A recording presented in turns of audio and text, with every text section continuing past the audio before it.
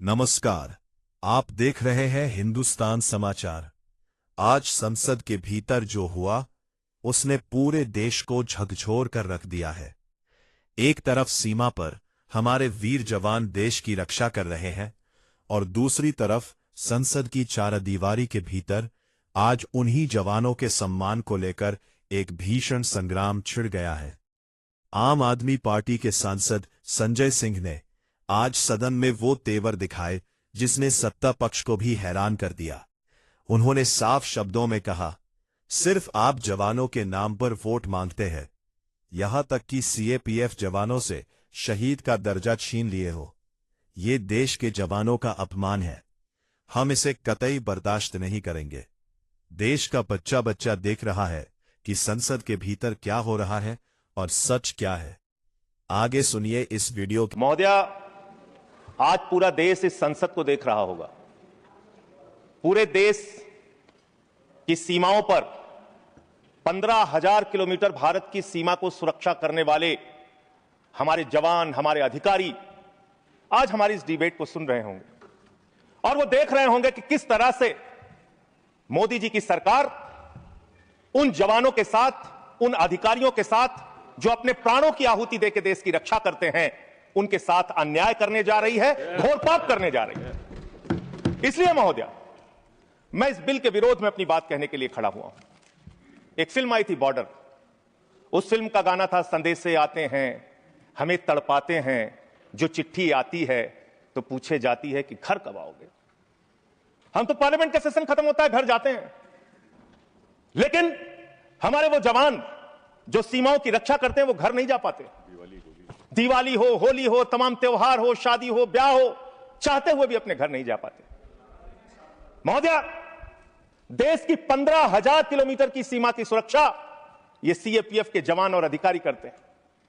और मैं बड़ी विनम्रतापूर्वक आपके माध्यम से सरकार से पूछना चाहता हूं, क्या उनकी मौत को आप शहीद का दर्जा भी देने को तैयार नहीं है? शर्म नहीं आती आपको?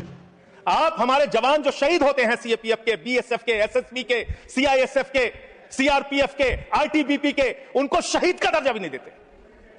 सीआरपीएफ के 40 जवान पुलवामा में शहीद हुए। उनके नाम पर घूम घूम कर पूरे देश में प्रधानमंत्री ने वोट तो मांगा, लेकिन उनको शहीद का दर्जा नहीं दिया। कितना बड़ा गुनाह आप उनके साथ कर रहे हैं। महोदय, इनकी शहादत जो हुई है आपको जानना चाहिए, पूरे देश को जानना चाहिए कितनी बड़ी शहादत है इनकी।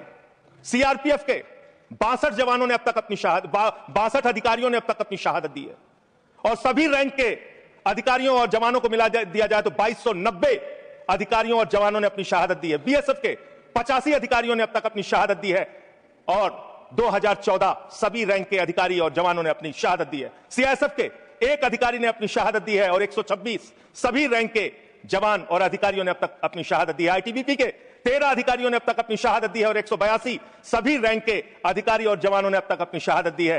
एसएसबी के 5 अधिकारियों ने अब तक अपनी शहादत दी है और सभी रैंक को मिला लिया जाए तो 51 अधिकारियों ने और जवानों ने अब तक अपनी शहादत दी। वीर गति को प्राप्त हुए, उनको तो शहीद आप मानते भी नहीं है। महोदया, मैं कुछ बड़े हमले जो देश में हुए उसको बता के, जब 2001 में भारत की संसद पे हमला हुआ, यह संसद अगर सुरक्षित है तो हमारे 19 सीएपीएफ के जवानों की बदौलत सुरक्षित है। 9 जवानों ने अपनी शहादत दी। मुंबई अटैक में 160 जवान और लोग अपनी शहादत दी। कश्मीर में 2014 में 20 जवानों ने अपनी शहादत दी। 2014 में वेस्ट बंगाल के एक्सप्लोजन में 2 जवानों ने अपनी शहादत दी। 2015 में 10 पुलिस फोर्स के लोगों ने अपनी शहादत दी। पठानकोट में 7 जवानों ने अपनी शहादत दी। 2016 में उड़ी अटैक में 19 जवानों ने अपनी शहादत दी। अमरनाथ के अटैक में 7 जवानों ने अपनी शहादत दी। सुकमा अटैक में 9 सीआरपीएफ के जवानों ने अपनी शहादत दी और 2019 में 40 सीआरपीएफ के जवानों ने अपनी शहादत दी। पूरे देश में उनके नाम पे आपने वोट मांगा, लेकिन उनको शहीद का दर्जा आज तक नहीं दिया। महोदया, कब से इनका मामला चल रहा है और कितना खेल आपने किया इनके साथ? आप देखिए, 2010 में सीआरपीएफ के एक असिस्टेंट कमांडेंट की भर्ती होती है, 15 साल में कोई प्रमोशन नहीं। बीएसएफ के एक जवान की असिस्टेंट कमांडेंट की भर्ती होती है, 13 साल में कोई प्रमोशन नहीं। और एक आईपीएस अधिकारी की 2012 में भर्ती होती है, 15-13 साल में 4 प्रमोशन उसको मिलते हैं। हम आईपीएस के प्रमोशन के खिलाफ नहीं है, लेकिन सीएपीएफ के अधिकारियों को प्रमोशन क्यों नहीं? ये तो कम से कम आपको बताना पड़ेगा। इसी प्रकार से डिप्टी कमांडेंट पे 18 साल में एक प्रमोशन बीएसएफ सीआरपीएफ को और 20 साल में एक प्रमोशन बीएसएफ को और आईपीएस अधिकारी को आईजी रैंक पे 19 साल में 5 प्रमोशन मिलकर आईजी वो बन जाते हैं। इसी प्रकार से 2003 में सेकंड इन कमांडेंट पे पहुंचता है एक सीआरपीएफ का अधिकारी और बीएसएफ 1997 में सेकंड इन कमांडेंट बनते हैं, 1997 बैच के अधिकारी और एडिशनल डायरेक्टर जनरल 1998 का आईपीएस बन जाता है। अब इनकी दशा क्या है माननीय, माध्यम से इस सरकार से कहना चाहता हूं, इन जवानों के साथ, इनके अधिकारियों के साथ ये अन्याय मत कीजिए।